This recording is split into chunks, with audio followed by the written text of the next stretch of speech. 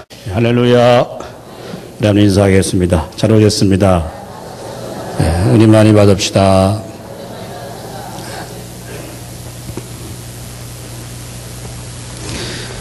죄로 말미암아서 이 하나님께 저주받은 이 땅은 수많은 죄들이 오늘 우리의 주변에 생겨나게 됩니다. 여러분, 죄는 개인적인 죄도 있지만 그것이 집단화될 때 그 죄가 더 크게 부각된다라고 말합니다. 나열턴 리버라고 하는 사람이 쓴 책 가운데 도덕적인 인간과 비도덕적인 사회라고 하는 책이 있습니다. 그 책에서 리버는 이렇게 우리에게 중요한 교훈을 던져줍니다. 인간이 한 사람 한 사람을 만나면 그렇게 선하고 도덕적인데 그런 사람들이 모여서 이룬 그 사회는 아주 비도덕적이다라고 그렇게 말합니다. 인간 속에 숨겨진 죄악의 본능이 익명성을 갖고 있을 때는 집단적인 악이 발생하게 된다라고 하는 겁니다. 좀 쉽게 예를 들면 남자들은 예비군 훈련을 받으러 가죠. 예비 군복만 입으면 사람들이 질서를 잘 안 지켜요. 한 사람이 어디 가서 쉽게 소변 보면 다 쭉 따라가서 개념 없이 다 소변 봅니다. 개인적인 사람은 선하고 도덕적인데 그 죄인들이 집단화가 되기 시작할 때 그 사회는 훨씬 더 비도덕적인 사회가 된다라는 그런 진리를 설파했던 리버의 책에 있습니다. 여러분, 이때 나타나는 현상이 무엇일까요? 다른 점 사회가 비도덕적인 사회가 될 때 인간들은 더 죄악된 삶으로 나가게 됩니다. 이러한 죄악된 인간들이 하나님을 무시하고 도망가기 시작할 때 하나님은 처음에 간섭하십니다. 그러나 인간의 욕심을 따라 계속해서 하나님을 떠나기 시작할 때 하나님은 내버려 두십니다. 그걸 성경은 심판이라고 이렇게 말합니다.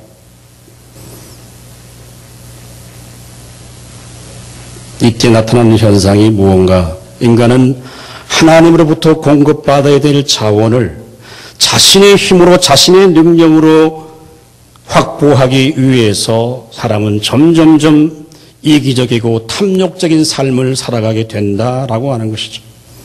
여러분, 이러한 죄성들은 우리가 습득해서 배워서 얻는 것이 아니라 이미 우리가 갖고 있는 죄의 본성 가운데 하나입니다. 하나님께서는 노아 시대 때부터 어쩌면 지금까지 창세기 6장 5절에도 그렇게 말씀하지 않습니까? 여호와께서 사람의 죄악이 세상에 가득함을 보았다고 했습니다. 그래서 그들의 마음과 생각하는 모든 계획들이 인간이 다 악했다라고 말합니다. 어쩌면 오늘 우리 시대는 노아 시대의 그런 죄악과 악함들이 더하면 더했지 덜하지는 않는 그런 시대에 우리가 살고 있습니다. 여러분, 군사 독재 시절에 안기부나 안전기업부에 끌려가서 수많은 고문을 당했던 사람들의 후일담을 들어보면 아주 의미 있는 말을 합니다. 수사관들이 전기고문, 물고문들 엄청난 고통을 당하죠.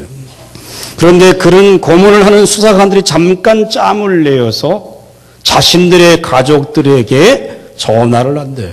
여보, 애는 잘 있냐? 밥 잘 먹었냐? 그런데 그렇게 인간이 아닐 정도로 인간을 파괴시키는 그 사람이 갑자기 정상적인 한 가정의 아빠로 돌변하는 모습들을 바라볼 때에 사람들은 정말 경악을 금치 못한다고 합니다. 사람을 고문할 때는 마치 야수처럼 달려들다가 갑자기 사람이 바뀌어서 정상적인 사람으로 돌아갈 수 있다라고 하는 것이 그것이 가능한가? 라고 하는 문제를 질문했다고 합니다. 여러분, 모든 이런 죄악의 근원이 어디에 있습니까? 성경은 이렇게 말합니다. 이런 모든 죄악이 다 하나님을 떠나서 발생된 문제고, 그래서 결국 하나님의 형상이 파괴되어서 인간의 하나님의 명령에 불순종함으로 말미암아 하나님을 의존적으로 섬겨야 될 인간이 어리석게 하나님을 떠나서 자신의 운명과 자신의 삶을 자신이 짊어지고 스스로 주인 노릇하려고 하기 시작할 때 인간에게 찾아오는 모든 죄의 원인이 바로 거기에 있다라고 말합니다. 여러분, 오늘 우리 사회에 일어나는 수많은 죄의 현상들을 우리는 너무 잘 압니다. 사람이 사람을 미워하고 사기치고 빼앗고 폭력하고 이제 더 나아가서 성폭력들이 일반화되어 있는 오늘 우리의 사회적 현상들은 사람이 정상적인 관계보다는 비정상적인 관계를 훨씬 더 원하고 있어요. 그래서 자기 남편과 자기 아내를 놔두고 그냥 외도를 한다고 하죠. 그래서 외도하는 사람들에게 물으면 왜 그러냐 물어보면요, 자기 부인과 자기 남편을 만나는 것보다는 훨씬 더 다른 사람을 만나는 게 훨씬 더 스릴이 있다 그래요. 어떤 스릴입니까? 들킬까 말까 그런 긴장감. 여러분, 사람이 외주를 타고 있는데 얼마나 불안하겠어요. 그런데 그걸 즐깁니다. 여러분, 즐긴다라고 하는 것이 안전한 것이 아니죠. 그러나 오늘 우리는 그렇게 즐기는 사람을 가르쳐서 아주 능력이 있는 사람이라 그렇게 부추기고 있는 사회에 우리가 살아가고 있습니다. 하나님이 짝지어 주신 가정을, 하나님이 세워준 그 가정의 남편표 아내를 마치 성적인 대상으로 삼고 있는 이런 시대가 오늘 우리가 살고 있는 시대입니다. 여러분, 오늘 이런 모든 죄악의 원인이 뭘까요? 하나님과 멀어져서 생명의 공급이 끊겨 있다라고 하는 것입니다. 오늘 호세아 5장은 마치 하나님이 검사가 되셔서 그들의 이스라엘 백성들의 죄가 무엇인가를 낱낱이 들추어내고 있고, 나아가서 그 시대의 종교 지도자들과 제사장들과 영적인 타락과 간음이 사회 전반의 도덕적인 타락과 종교적 타락, 즉 총체적 타락이 이루어져 있었다라고 하는 것을 5장 1절에서 7절까지 말씀에서 하나님은 증거했습니다. 오늘 이제 5장 8절에서 15절까지는 하나님의 심판에 대한 경고를 기록하고 있습니다. 선지자는 이제 지금부터 유다와 북이스라엘이 구분되지 않을 정도로 영적으로 도덕적으로 타락해 있음을 말합니다. 그동안 선지자는 이스라엘의 죄를 드러내는 데 초점을 맞췄다고 한다면 이제는 그들에게 내려질 하나님의 심판과 징계가 어떤 것인가를 일일이 말씀해 주고 있습니다. 사랑하는 여러분, 오늘 우리가 함께 이 말씀을 나누면서 은혜가 임할 수 있기를 주님의 이름으로 축원합니다. 자, 오늘 8절 말씀 우리 한번 다 같이 읽겠습니다. 시작. 너희가 기브아에서 뿔나팔을 불며 라마에서 나팔을 불며 베다네문에서 외치기를 베냐민아 내 뒤를 쫓는다 할지어다. 아멘. 자, 11절도 우리 한번 읽어봅니다. 시작. 에브라임은 사람의 명령을 뒤따르기를 좋아하므로 학대를 받고 재판의 압제를 받는도다. 아멘. 우리 한번 따라합니다. 하나님의 말씀보다 무가치한 것을 쫓지 말라. 자, 오늘 선지자는 북이스라엘의 멸망이 지금 다가오고 있음을 느끼고 있습니다. 그래서 마치 너희가 기브아에서 뿔나팔을 불며 벳아웬에서 외치기를 베냐민아 내 뒤를 쫓아간다 할지어다 라고 말합니다. 여기 기브아 라마라고 하는 지역은 이제 유다의 북쪽 지방이고 북이스라엘 남쪽 경계 지역에 있는 두 도시 가운데 하나입니다. 그래서 기브아와 이 라마라고 하는 지역은 마치 고산지대로서 높은 지형을 갖고 있는 것이죠. 여러분, 고대 사회에 전쟁이 일어나면 마치 나팔을 불어서 심각한 전쟁이 시작되었다는 경고를 알려주게 되는 하나의 도구 가운데 하나입니다. 물론 나팔을 불 때 이스라엘 백성들은 마치 희년이나 특별한 절기 때도 나팔을 불기도 했지만 마치 전쟁이 발생되어 위험 신호가 있을 때 그들은 나팔을 불기 시작합니다. 그런데 누구에게 알리라고 하는 겁니까? 오늘 8절에 보면 베냐민아 내 뒤를 쫓는다 할지어다 라고 했습니다. 이 베냐민 지파 지역에 예루살렘 성전이 세워져 있습니다. 저 남유다 사람들이 성전에 나가서 수많은 제사와 종교의식을 드리고 있지만 그들의 마음은 하나님께 두지 아니했습니다. 나팔은 단순히 베냐민 지파의 경고를 가리키는 것이 아니라 북이스라엘이 하나님의 심판을 받아 멸망하게 될 것을 선포하는 것이고, 결국은 남유다도 하나님의 징계와 심판을 피할 수 없다라고 하는 겁니다. 자, 더 중요한 것은 무엇일까요? 오늘 본문 10절 읽어보겠습니다. 시작. 에브라임은 11절 시작. 에브라임은 사람의 명령을 뒤따르는 걸 좋아하므로 학대를 받고 재판의 압제를 받는도다. 아멘. 에브라임. 자, 우리가 구약 성경을 지금 호세아 읽을 때 어떤 경우에는 북이스라엘을 향한 이스라엘이라고 하는 표현과 어떤 때는 에브라임아라고 하는 거예요. 에브라임은 북이스라엘 대표적인 지파 가운데 한 지파가 에브라임입니다. 그래서 하나님이 이스라엘, 하나님이 다스린다는 뜻을 갖고 있는데 그렇게 부르지 않고 에브라임이라고 부르는 것은 하나님이 굉장히 감정적으로 상해 있다고 하는 표현을 갖고 있습니다. 그런데 지금 여러분 유대 지도자들이 10절에 보면 경계표를 옮기는 자 같으니라고 했어요. 경계표가 뭐냐? 이건 고대 사회, 자기의 땅의 일부분을 측정해서 표기하기 위해서 경계를 표하는 말뚝을 박아놓습니다. 근데 경계표를 옮기는 게 뭐 그렇게 나쁜 문제인가라고 생각할 수 있지만, 여러분, 경계표를 자기 마음대로 임의로 옮겨서 가난하고 약한 자의 땅까지도 침입해서 자기의 말뚝을 박아놓고 이건 내 땅이다라고 이렇게 소유를 인정하게 되는 거예요. 그러나 하나님은 율법의 정신에 그렇게 말한 절대 이 경계표를 옮기지 말라고 말해요. 신명기 27장 17절 우리 한번 다 같이 읽어보겠습니다. 시작. 그의 이웃의 경계표를 옮기는 자는 저주를 받을 것이라 할 것이요 모든 백성은 아멘 할지니라. 아멘. 이런 경계표는 단순히 소유를 늘리는 것이 아니라 어렵고 고통장애한 자들을 자기 욕심의 대상으로 삼고 채우는 것이기 때문에 하나님이 율법적으로 금한 거예요. 할 수 없도록 만들어 놓은 거예요.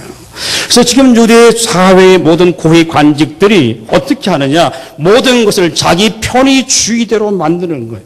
선과 악의 경계선이 없이 뇌물을 받고 부정한 판단을 하고 부정한 법 집행을 하는 것처럼 모든 것을 전부 자기 임의대로 경계를 자기 마음대로 건져놓는 거예요. 그 정도로 유대 사회가 타락되고 있었다라고 하는 겁니다. 그래서 내가 나의 진노를 그들에게 마치 물같이 부으리라고 하는 말씀하십니다. 여러분, 오늘 우리 사회도 잘못된 가치관들이 무엇이 참인지 무엇이 진리인지 구분되지 않은 그런 시대에 우리가 살아가고 있습니다. 오늘 우리 사회는 절대적인 진리가 점점 없어져 갑니다. 모든 진리는 전부 상대화되어져 있습니다. 그래서 내가 좋으면, 내가 편리하면 그게 곧 법이에요. 그게 어쩌면 우리 사회의 공통적인 가치관 가운데 하나입니다. 그래서 마치 오늘 하나님께서는 본문 11절 말씀처럼 이 에브라임은 사람의 명령을 뒤따르기를 좋아했다라고 말합니다. 여기 우리가 주목해야 될 중요한 단어는 바로 명령이라고 하는 히브리어 단어인데 이 뜻은 뭐냐 하면 무가치한 것, 헛된 것이다 라고 하는 단어의 뜻입니다. 즉 북이스라엘이 여로보암 1세 때에 베델과 단에 금우상 송아지를 만들어 놓고 이스라엘 백성들이 예루살렘에 내려가서 제사하는 것을 멈추게 하고 그 베델과 단에 나와서 금 송아지를 섬기는 것을 그들이 유도하기 시작합니다.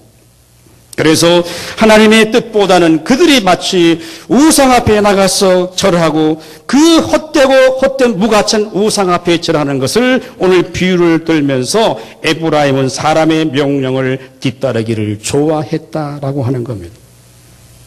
성도 여러분, 오늘 우리는 이 말씀을 읽으면서 우리의 신앙의 기준은 과연 무엇인가라고 하는 것입니다. 많은 사람들은 신앙의 기준을 자신의 감정이나 자신의 마음으로 생각합니다. 어떤 경우에는 지난밤에 자다가 뭔가 꿈을 꾸면 그것도 뭔가 내게 하나님의 메시지라고 생각하는 사람도 있습니다만 여러분, 우리의 감정은 하루에도 몇 번씩 바뀌어집니다. 내 마음을 내가 알지도 못하는데 우리 마음의 생각과 감정을 가지고 어떻게 우리가 판단할 수가 있겠습니까? 두 번째, 어떤 분은 자신의 경험이 자신의 판단의 기준이 되기도 합니다. 여러분, 경험이라고 하는 것은 개인적인 것이고 모든 게 일반화될 수 없는 거예요. 내가 경험한 것이 다른 상대편에게도 절대화시킬 수가 없습니다. 왜냐하면 그 환경에 따라 항상 가치의 변화는 변할 수밖에 없기 때문에 자신의 경험이 우리의 삶의 신앙의 기준이 될 수가 없습니다. 세 번째는 어떤 사람은 특별한 능력을 있는 사람들, 그런 사람들의 말을 자신의 신앙의 기준으로 삼기도 합니다. 여러분, 굉장히 위험합니다. 자, 우리 교회 공동체 안에서는 우리 목회자는 우리가 존중과 해야 될 대상이 되지만 목회자의 말이 절대적인 신앙의 기준은 될 수가 없습니다. 그래, 무엇이 우리의 신앙의 가치의 기준일까요? 첫째는 하나님이십니다. 그분은 내 오늘 상황에서 어떻게 생각하실까를 우리가 항상 생각해 봐야 됩니다. 두 번째는 바로 그분의 입술을 통해 증거된 계시된 말씀이, 성경이 우리의 신앙의 절대적인 기준입니다. 세 번째는 그 말씀을 믿는 사람들이 모여 있는 교회 공동체가 우리의 신앙의 근거고, 그 공동체 안에서 우리가 영적인 판단을 받고 우리의 믿음과 신앙을 성장시켜 나갈 수가 있는 겁니다. 이 세 가지 특징은 무엇입니까? 절대 변하지 않는다라고 하는 거예요. 여러분, 교회가 변할 수 있습니다. 그러나 교회가 변했다고 하는 것은 교회의 제도나 교회의 문화나 어떤 인간의 가치들이 변했다고 하는 것이지 교회의 속성과 본질은 절대 변하지 않아요. 교회는 주님의 몸인 줄로 믿습니다. 교회의 머리는 바로 우리 하나님 아버지십니다. 교회는 하나님이 통치하시고 하나님이 다스리는 곳입니다. 비록 어둠의 권세들이 잡고 있다고 하더라도 교회는 바로 우리 주님이, 우리 하나님이 다스리고 통치하시는, 마치 우리가 주님의 나라를 맛보고 경험해야 될 유일한 곳이 바로 주님의 교회입니다. 그래서 주님은 교회를 가장 사랑하십니다. 즉 우리 한 사람, 우리 부름받은 모든 사람들이 우리가 영적으로 주님의 교회입니다. 우리 한 사람 한 사람들이 그리스도 안에서 복음의 뜻을 깨닫고 진리를 따라가기 시작할 때에 하나님께서 우리의 인생과 우리의 삶을 붙드시게 될 줄로 믿습니다. 여러분, 아브라함을 보십시오. 아브라함이 하나님의 부름을 받습니다. 내 본토 친척 아비의 집을 떠나 내가 지시할 땅으로 가라고 하는 하나님의 명령 부르심을 받았을 때 창세기 12장 4절에 그렇게 말합니다. 아브라함이 여호와의 말씀을 따라갔고라고 했어요. 아브라함은 하나님이 자신을 부르신 그분의 말씀을 쫓아갔다. 그리고 아브라함이 하나님을 떠날 때 그가 75세였더라. 여러분, 아브라함의 인생은 처음부터 끝까지 하나님의 말씀을 기준으로 살아가는 거예요. 성도 여러분, 하나님 말씀을 기준으로 하지 않는 모든 종교의 행위는 무가치하고 허무한 것이며 결국 자기 만족과 자기 욕망에 빠질 수밖에 없습니다. 오늘 많은 우리 그리스도인들이 하나님 말씀을 떠나서 자신의 감정과 경험과 또는 사람의 일을 쫓아서 헛된 신기류를 쫓아가는 자들이 우리 주변에 너무 많아요. 그래서 영적 미혹에 빠지는 거죠. 우리가 오늘 하나님 말씀을 떠나서 인간의 본능과 욕구만을 갖게 된다고 한다면 반드시 그 사람의 삶은 우상 숭배의 삶으로 나갑니다. 예수를 믿는다 할지라도 그 마음속에 진리의 말씀이 아닌 본능의 욕구가 가득 채워지기 시작하면은 하나님의 이름을 붙여 넣은 마치 금송아지를 섬기는 일과 우리가 동일하다고 하는 거예요. 내가 생각하고 내가 하고 싶은 대로 자기가 원하는 것을 쫓아가기 시작할 때 결국적으로 우리는 어디로 가느냐? 하나님을 향해 가는 게 아니라 항상 우리는 우상을 향하여 달려가는 겁니다. 성도 여러분, 바른 신앙의 본질에 기초하지 않은 신앙은 항상 하나님께 인정받을 수가 없고 그것은 다 종교적인 의식에 불과합니다. 자, 동시대 이사야 선지자는 이렇게 외칩니다. 이사야 1장 11절부터 우리 한번 다 같이 읽습니다. 시작. 여호와께서 말씀하시되 너희의 무수한 재물이 내게 유익이 무엇이냐? 나는 수양의 번제와 살찐 짐승의 기름에 배불렀고 나는 수송아지나 어린 양이나 순염새 피를 기뻐하지 아니하노라. 너희가 내 앞에 보이러 오니 이것을 누가 너희에게 요구하였느냐? 내 마당만 밟을 뿐이니라. 헛된 재물을 다시 가져오지 말라. 분향은 내가 가증히 여기는 바요 월삭과 안식일과 대회로 모이는 것도 그러하니 성회와 아울러 악을 행하는 것을 내가 견디지 못하겠노라. 아멘. 여러분, 이사야 선지자 이 내면 속에는 하나님을 찾지 말라고 하는 것도 아니고 하나님을 예배하지 말라고 하는 것이 아닙니다. 하나님 말씀을 떠난 하나님 마음에 없는 헛된 예배, 그건 다 무가치하다라고 하는 거예요. 그걸 하나님이 받지 않으시겠다라고 하는 거죠. 여러분, 얼마나 정확한 우리를 향한 경고의 말씀입니까? 이 세상의 모든 사람들, 하나님 모르는 사람들은 전부 헛되고 무가치한 것을 쫓아 자신의 모든 에너지를 다 거기에 소비합니다. 그리고 인생의 마지막 끝자락에 섰을 때 뭐라고 말합니까? 아, 인생은 허무하다라고 말합니다. 그러나 예수 그리스도를 주로 섬기는 주님의 거룩한 백성들도 어쩌면 우리가 참된 복음의 진리를 깨닫지 못할 때 우리는 무가치하고 헛된 것을 쫓아가 이제 어쩌면 마지막 날 주 앞에 섰을 때 내가 너를 도무지 알지 못하노라고 하는 그런 음성을 들을 수도 있습니다. 성도 여러분, 오늘 이 시간 우리 사회는 전부 다 빠른 것을 좋아합니다. 마치 속도 경쟁을 하듯이 우리의 사회는 변화되고 있습니다. 이제 속도가 느린 것은 마치 다 쓰레기 취급을 받고 있습니다. 모든 현대인들은 빠른 속도를 즐기고 있지만 우리 하나님은 결코 빠르신 분이 아닙니다.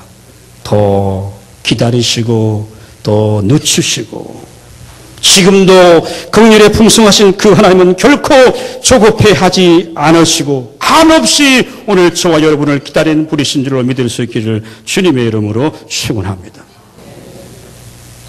우리가 아직도 무가치한 것, 아직도 눈에 보이는 것만을 집착하고 살아가고 있다고 한다면 그것이 바로 심판의 시작이에요.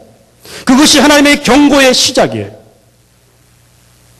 자, 마지막 두 번째, 오늘 본문 말씀을 우리 다시 한번 읽습니다. 12절, 13절 시작.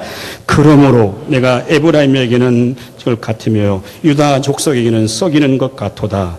에브라임이 자기의 병을 깨달으며 유다가 자기의 상처를 깨달았고 에브라임은 아수르로 가서 아렙 왕에게 사람을 보내었으나 그가 능히 너희를 고치지 못하고 너희 상처를 낫게 하지 못할 것이라. 아멘. 우리 한번 따라합니다. 기다리는 하나님께 돌아가자. 자, 지금 이제는 이스라엘 백성들이 자신들이 영적으로 병들었다는 사실을 인식하기 시작합니다. 오늘 본문에도 나옵니다. 에브라임이 자기의 병을 깨달으며 이스라엘 백성들이 자기의 병을 깨닫습니다. 유다가 자기의 상처를 깨닫고 라고 했습니다. 문제는 뭡니까? 자신의 질병이 무엇인가를 알기는 알았는데 처방을 잘못하고 있다라고 하는 거예요. 그 이유가 뭡니까? 근본적인 문제가 잘못된 것이 무엇인가를 깨닫지 못하고 있기 때문에 그렇습니다. 그 근본적인 문제는 무엇입니까? 왜 지금 이스라엘 백성이 고통을 당하는가, 아픔을 당하는가? 하나님의 방법대로 살지 아니하고 이방인과 똑같은 가치관을 갖고 살았던 이스라엘 백성들.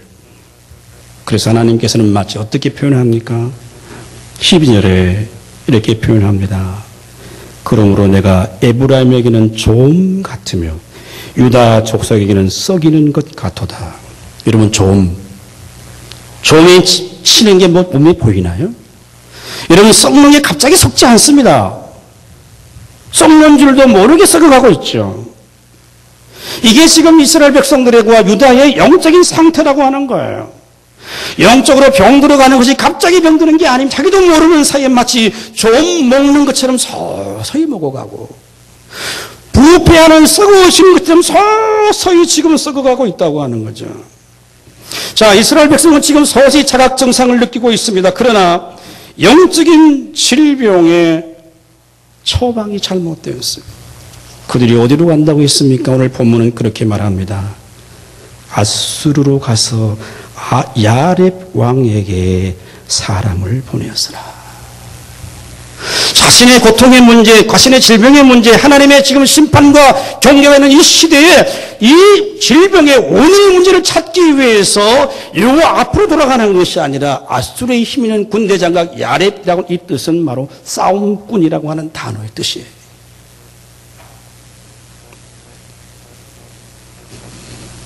얼마나 여러분 어리석습니까?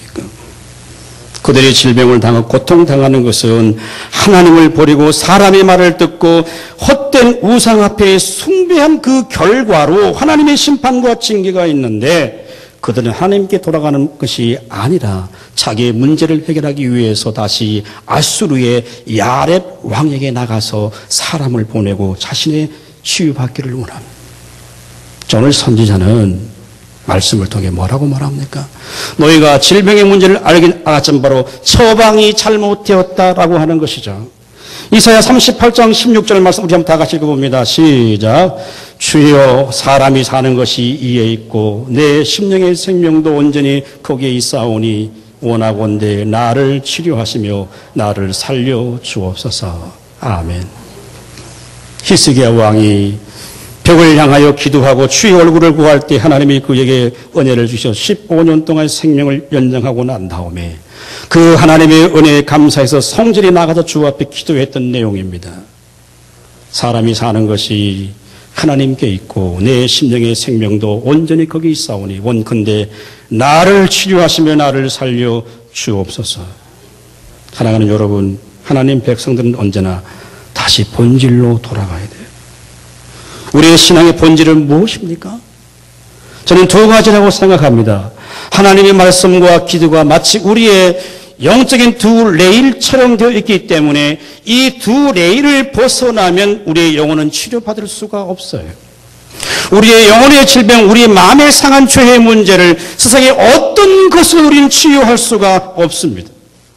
오직 하나님의 말씀과 기도를 통해서만이 우리가 치유될 수 있고 우리 주 예수 그리스도의 십자가의 복음을 통해서만 우리의 영혼이 새롭게 거듭날 수 있고 새 사람을 입을 수 있는 줄로 믿습니다.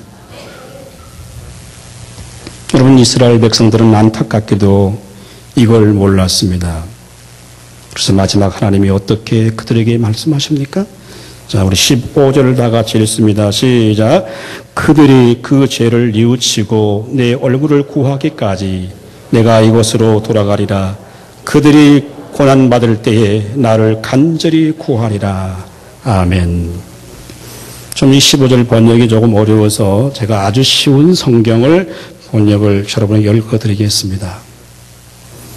나는 내 본래의 자리로 돌아가서 그들 자신들의 죄를 인정하고 뉘우칠 때까지 줄곧 내가 기다리겠다. 아주 쉬운 번역으로 의역을 한 거예요. 자, 이것은 하나님 백성들이 하나님 백성을 결코 포기하지 않으시고 끝까지 하나님이 기다리겠다라고 하는 표현이에요.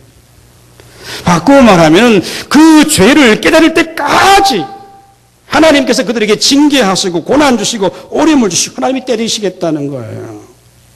마치 부모가 자녀에게 여러분 매를 들 때 자식이 마치 아빠 엄마 잘못했어요 하면서 그 소리가 나올 때까지 부모가 마치 매를 든다는 것처럼 지금 하나님은 그런 거예요. 우리를 너무 사랑하시기 때문에 하나님, 내가 하나님밖에 없습니다. 내 문제를 해결하실 분은 주님밖에 없습니다라고 하는 너무 맞아서 이런 신음소리가 나올 때까지 하나님의 매를 들고 때리겠다고 하는 것이 지금 호세아서를 통한 우리를 향한 선포의 말씀이에요. 그 이유가 뭘까요? 진정한 치유와 회복은 하나님만이 하실 수 있는 분이신 줄로 믿을 수 있기를 주님의 이름으로 축원합니다. 그 이유가 뭡니까, 여러분? 하나님이 그의 아들을 우리에게 보내주시고 그를 십자가에 매어 다시기까지 하셔서 우리의 모든 죄의 문제를 해결해 주신 분이 우리 아버지 하나님이십니다. 그분이 우리의 십자가의 공로로 말미암아 우리가 구원받고 하나님 백성이 되어서 우리가 정말 새 사람이 되어서 이 땅에 사는 것은 무엇입니까? 그분이 원하시고 기뻐하시는 뜻을 따라가는 겁니다.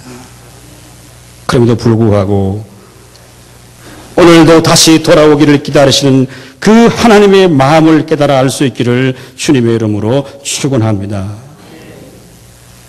우리의 인생에 있어서 우리가 어떤 것을 소유하고 목적하는 것과 수많은 고난과 시련 속에 하나님의 은혜와 사랑이 이보다 훨씬 더 크고 놀랍도다 하는 사실을 이해하지 못하면 오늘 여러분의 삶의 현장에 펼쳐지는 어떤 일도 우리는 이해할 수가 없습니다.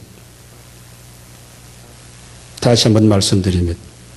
우리가 소유하고 우리가 목표하는 수많은 삶의 현장 속의 고난과 시련 속에서도 하나님의 은혜와 그 사랑이 보다 훨씬 더 크고 놀랍고 위대하다고 하는 사실을 우리가 인식하지 못하면 오늘 우리의 삶에 주어져 있는 현장 속에서 어떤 일도 우리는 하나님의 뜻을 절대 이해할 수가 없습니다. 우리는 끊임없이 하나님보다 이 땅에서의 고통과 어려움을 면하는 일과 이 세상의 형통을 요구하는 일에 항상 우리는 우선합니다. 내가 지금 당하는 삶의 문제와 고통의 문제가 내가 어떻게 치유받을 것인가에 대한 그 문제보다도 우리는 어떻게 해서더라도 이 고난을 이기고 이 어려움을 면하고 내가 이 땅에 얼마나 형통을 이루는가에 우리의 관심이 있는 한 하나님은 평생도록 우리에게 그 기도에 응답하지 않을런지도 모릅니다. 여러분 자녀를 키워보면 반항하는 정도가 좀 다 농도가 달라요. 한 7살 요럴 때는요. 아빠가 뭐라 그러죠? 나 밥 안 먹어 그래요. 도망다녀요. 엄마는 밥 숟가락으로 떠서 다니는데 안 먹어요. 조금 더 크고 초등학교 가서 이제 5, 6학년 되면요. 뭐라 그럽니까? 부모가 뭐라 그러면 나 공부 안 해. 그럼 그게 그렇게 공부 안 해. 도망다녀요. 부모가 속이 타죠. 근데 고등학교 가서 청소년 시대 되면요. 부모가 책망하고 나무라 뭐라 그럽니까? 나 집 나가버릴 거야. 그래요. 도망가요. 그래서 부모는 속이 타들어갑니다. 때로는 밤에 잠을 청하지도 못합니다. 마음의 분노가 치밀어 올라요. 저걸 내가 내 자식하고 낳았던가라고 하는 그런 마음이 들죠. 여러분, 이 마음이 오늘 이스라엘 백성들을 향하신 하나님의 마음입니다. 그러므로 하나님은 끝까지 기다리고 계시는 거예요. 우리가 주님의 얼굴을 구하고 하나님이 내 인생의 문제 해답이라고 하는 사실을 굳게 깨닫는 그 순간까지 하나님이 나를 기다리시는 거예요. 이 은혜가 넘칠 수 있기를 주님의 이름으로 축원합니다. 그래서 상황은 다르지만 예레미야 선지자는 이렇게 우리에게 외치고 있습니다. 예레미야 9장 23절부터 우리 한번 다 같이 읽습니다. 시작. 여호와께서 이와 같이 말씀하시되 지혜로운 자는 그의 지혜를 자랑하지 말라. 용사는 그의 용맹을 자랑하지 말라. 부자는 그의 부함을 자랑하지 말라. 자랑하는 자는 이것으로 자랑할지니 곧 명철하여 나를 아는 것과 나 여호와는 사랑과 정의와 공의를 땅에 행하는 자인 줄을 깨닫는 것이라. 나는 이 일을 기뻐하노라. 여호와의 말씀이니라. 아멘. 무엇을 자랑하라고 하는 거죠? 자신의 능력이나 자신의 권위나 자신의 부함을 자랑하라고 하는 것이 아니라 명철하여서 하나님을 아는 것을 자랑하고 그 하나님은 사랑과 정의와 공의를 이 땅에 행하시는 자인 줄을 너희가 아는 것을 자랑하라고 그렇게 외치고 있는 거예요. 사랑하는 여러분, 우리가 하나님을 떠날 때 하나님의 징계와 하나님의 심판이 있지만 다시 여호와 앞에 돌아와서 주의 얼굴을 주 앞에 구할 때에 오늘 다시 기다리고 우리를 치료하시고 회복시켜 주시는 분이 우리 아버지 하나님인 줄로 믿을 수 있기를 주님의 이름으로 축원합니다. 주의 말씀을 떠나서 우리가 헛되고 무가치 한 것을 쫓아가는 것, 그게 심판의 시작입니다. 여러분 한번 조용히 생각해 보십시오. 내가 지금까지 무엇을 위해 달려왔는가? 어디에 내 인생의 목표를 두고 지금 달려가고 있는가? 어디에 내 인생의 소망을 두고 있는가를 여러분 스스로에게 질문해 보십시오. 거기에 답변이 있습니다. 내가 늘 눈에 보이는 것만을 집착하며 달려 살아왔다고 한다면 내 속에 이미 영적 심판이 시작되고 있다고 하는 사실을 인지할 수 있기를 바랍니다. 그러나 그 초방은 다른 초방이 아니라 바로 요 앞에 나가서 주의 얼굴을 구할 때 주님은 오늘도 우리를 기다리고 계시죠. 다시 우리를 회복시키기를 원하시는 하나님의 사랑과 긍휼과 그 은혜가 오늘 저 여러분에게 넘칠 수 있기를 주님의 이름으로 축원합니다.